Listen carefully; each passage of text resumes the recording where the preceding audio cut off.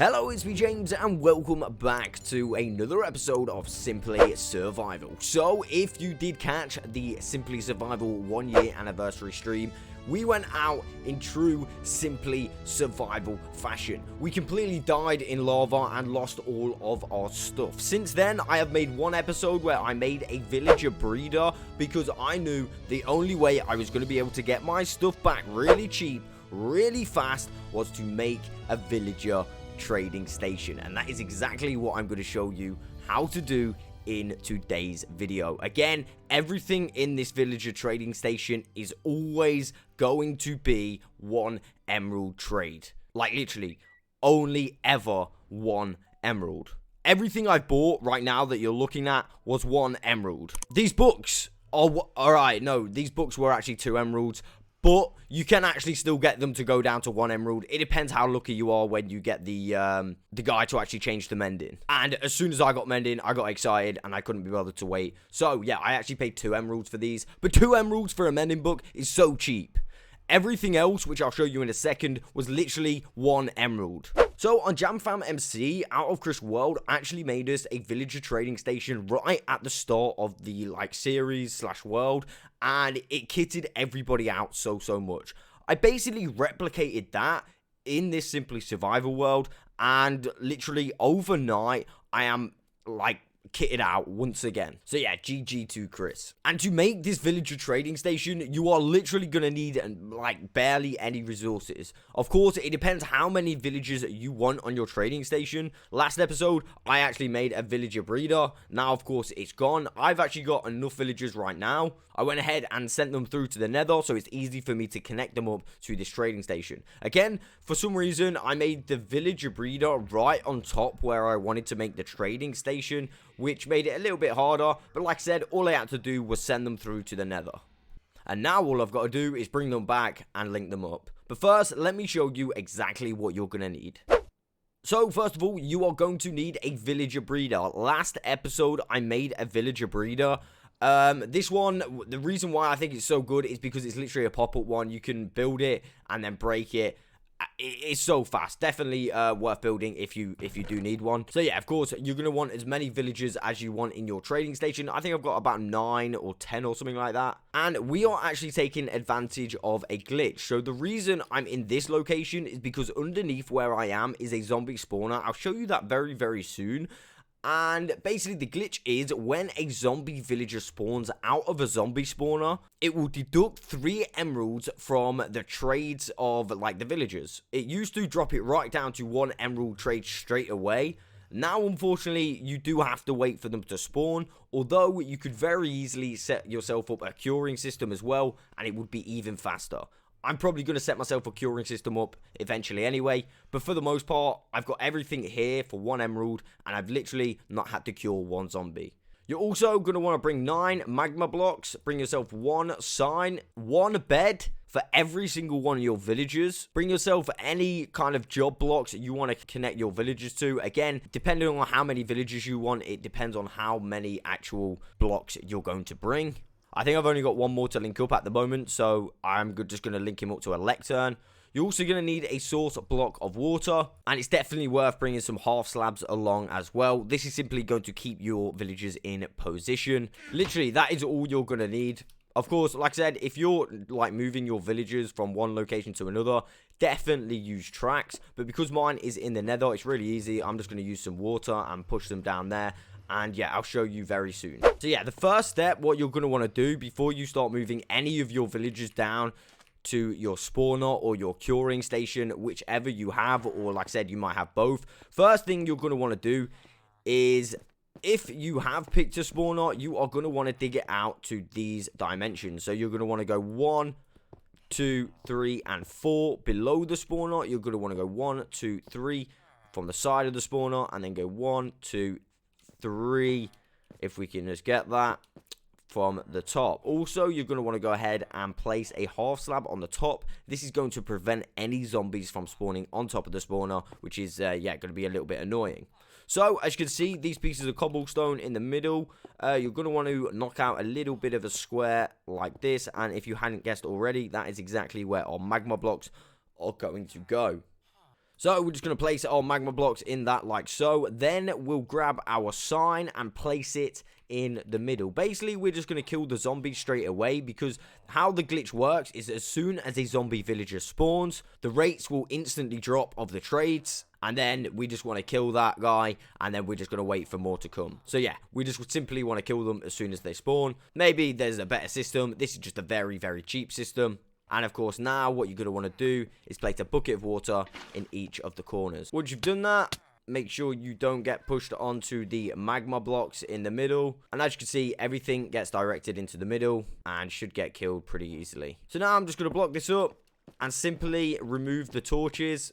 In fact, because this will probably make a real loud noise, I'm going to leave them right now, but you can actually remove the torches now. It's going to do you all the favors to do that, because if a zombie villager spawns, you're of course going to get any rates for those villagers that have been moved in. So yeah, definitely worth leaving it running whilst you're just setting it up as well. But like I said, for noise purposes, I'm going to close this thing up.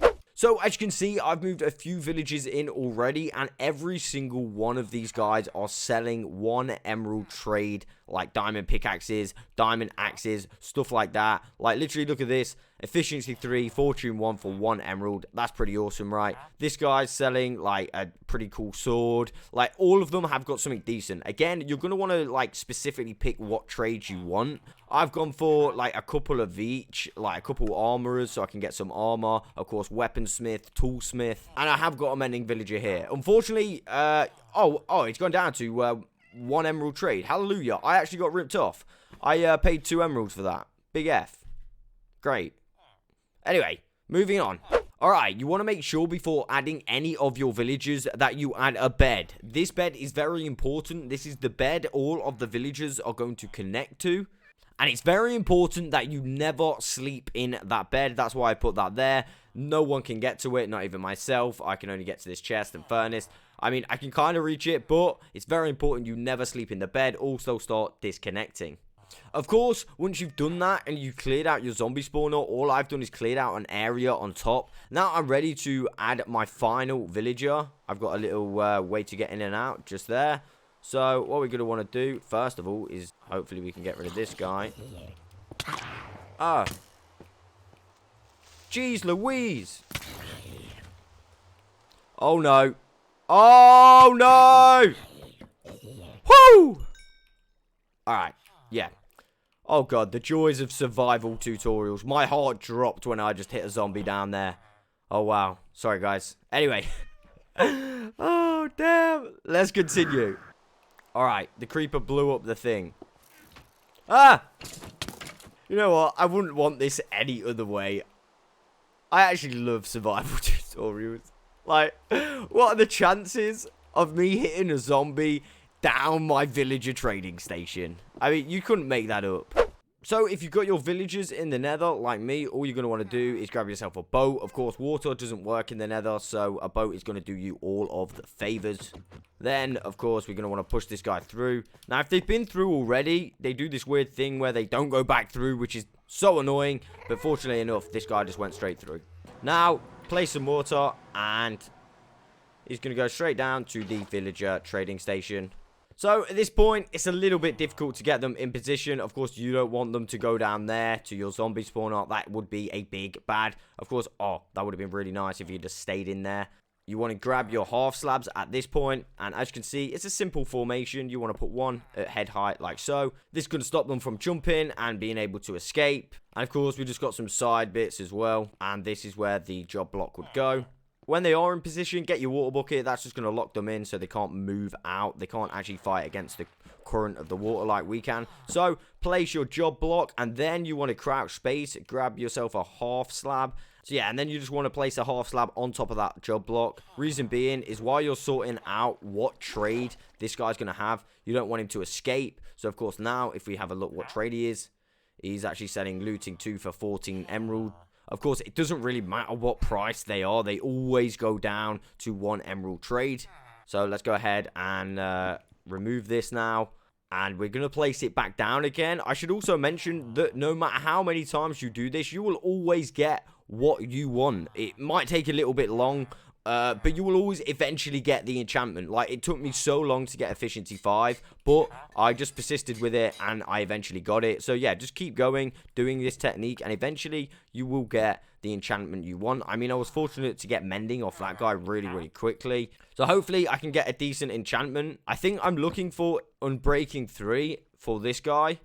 So I got Unbreaking 2, of course we did. But yeah, I'm going to continue till I get Unbreaking 3. I'll let you guys know how long it took me to get it. Okay, very quickly, I managed to get Mending, but that is unfortunately not what I want. So yeah, we're going to get rid of that. Come on, Unbreaking. Alright, so in the time that I've done this for, I found 2 Mending, and I've not even seen 1 Unbreaking 3. So yeah, make of that what you will.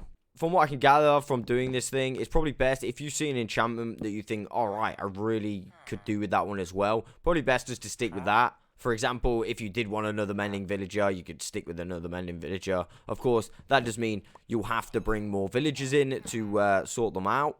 But this is my last villager, so I really, really need Unbreaking. So I've got to continue.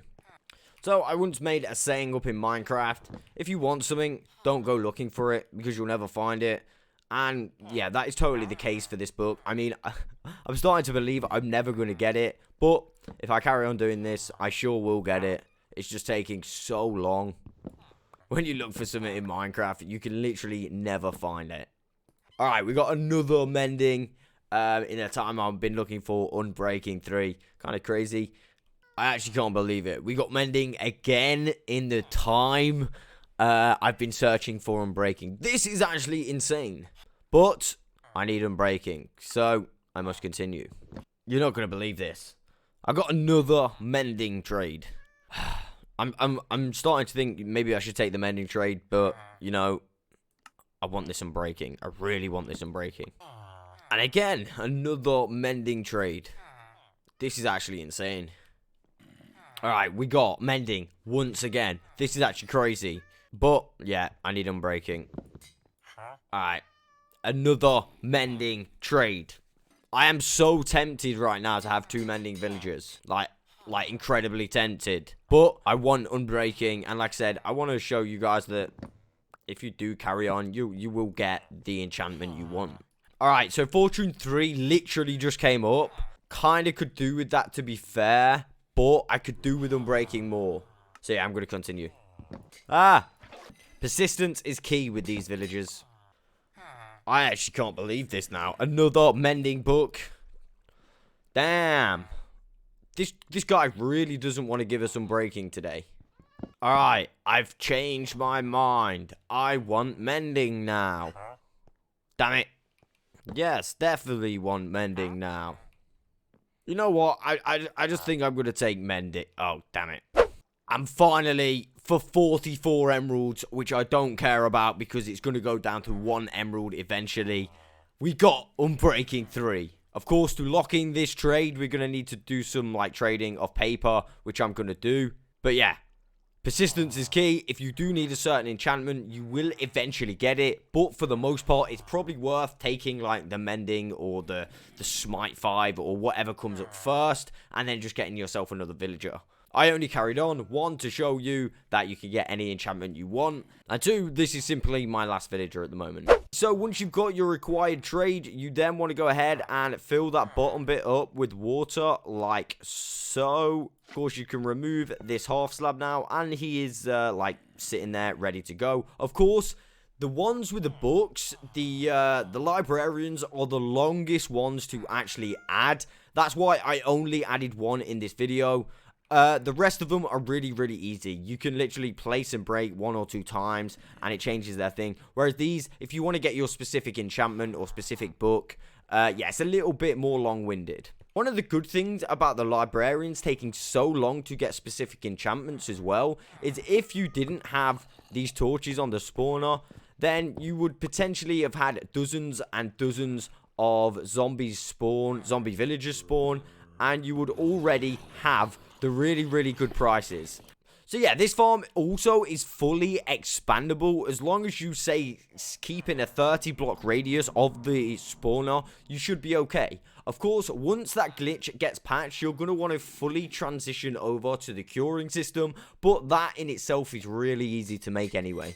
So, for example, as you can see, my axe is pretty much gone now. If I go, I think, to this guy, is this a toolsmith? We can pretty much just go and buy another one. I don't want to buy that fortune one. Let's see what this guy's got. Efficiency 2. I'll buy that for literally 1 emerald. Of course, you're going to want to make some way in and out of your farm. Fortunately enough for me, like, this Riptide Trident happens to be just the amount of height required to get out. And then I just drop in to go in. Probably going to leave this portal here so I can get access via the portal. I don't think I've missed anything. I think that's pretty much it. Again, that is literally it for today's video. Again, if you got any problems, let me know in the comments below. But for the most part, like I said, if you want to get kitted out really, really fast, get some villagers, make yourself a little villager breeder, and get on the trades. I will catch you on the next one.